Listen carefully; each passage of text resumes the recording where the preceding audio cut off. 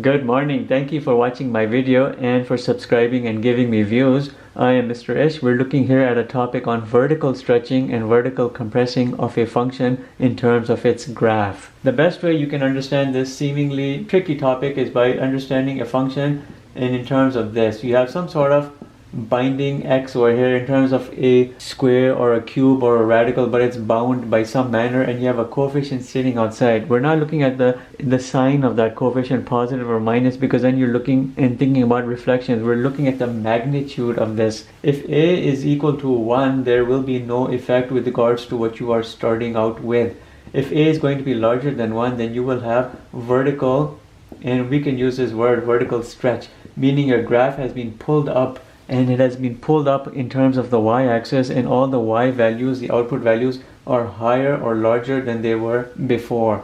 If a is a value less than 1 but greater than 0, you don't want to make it equal to 0 because your whole function may zero out. But if it's in a range here, then we're looking at something which is vertically compressed, meaning each output or each y value that was originally present on your function is a fraction in terms of the magnitude, because here you would look at something like 1 over a, right? You would look at something like that, and that could very well be like a 1 over 2 or 1 over 5 or 1 over 10. These are all the possible coefficients, or any number which can come right here in terms of a. Keep also in mind some of the indirect and the coincident effects which come about. If something is vertically stretched, you can consider that it's horizontally compressed. But we're not talking about that very formally. I'm just telling you some coincidental effects which come into play. If you pull something up vertically, then you have indirectly or coincidentally you've pulled it and compressed it horizontally. When I'm thinking of something which is vertically stretched, I'm also thinking of something which is horizontally compressed. I'm just using abbreviation. It's horizontally compressed. When I'm thinking of something which has been vertically compressed, I'm thinking of something which has been horizontally stretched. Let me show you this in terms of diagram. Let's look at something which looks like this, a basic x squared. That right there is my basic x squared. If I were to increase the a value and make it like 3x squared, now I've really pulled it upwards. All my original y values are now higher than they were before. My magnitude in terms of y are higher. Everything's pulled up. This graph right here is vertically stretched. But in terms of the right and the left dimension, it's also horizontally compressed. Consider the same graph, and now I'm going to do a consideration over here. I have a value here of 1 over 10. I'm looking at 1 over 10 x squared.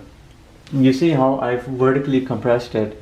In terms of vertical compression, all my y values are now much lower than they were before. In terms of y output, I've compressed this graph vertically downwards.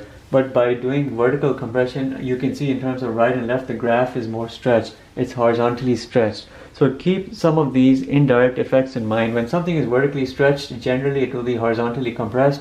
When something is vertically compressed, generally it will be horizontally stretched. With a equals 1, there will be no effect to what you are already looking at. Alright, let's look at this first question of ours. We have to show the graphs of these two functions, and we can bring all of that prior information and knowledge we have in our minds to handle these. We're looking here at quadratic functions, and in terms of quadratic functions, they're parabolas. Always remember this as your form: a into x minus h whole square plus k. You'll have the horizontal component, the vertical component, and you can have a reflection, and or you can have the compressions or the stretchings going on. Let's start here with what would be a graph of a basic quadratic parabola, which would just be x squared, and we'll modify everything from there. We're going to start over here. We're looking here at x minus h plus k. We know our vertex here is going to be 2, 3, because we've moved to the right by 2 units and we've moved up by 3 units. And we don't have to be very accurate over here. 1, 2, and then 1, 2, 3, our vertex is here. But we have a 2 over here, and here we had a 1, a value of 1. Therefore, we can do a good line of axis. You don't have to, and then we can just pull everything upwards and make it vertically stretched, and that would be a good indication of your graph of this. It doesn't have to be 100% accurate. If you had an a value over here of 1, your graph would very well be in the same vertex, but it would look something like this. You see how you have a vertical stretch and a horizontal compression, and that's right there a good indication of what your graph would look like. For something like this, we're looking here at an x plus h and then a minus k. Our vertex here will be a minus 1 comma minus 2.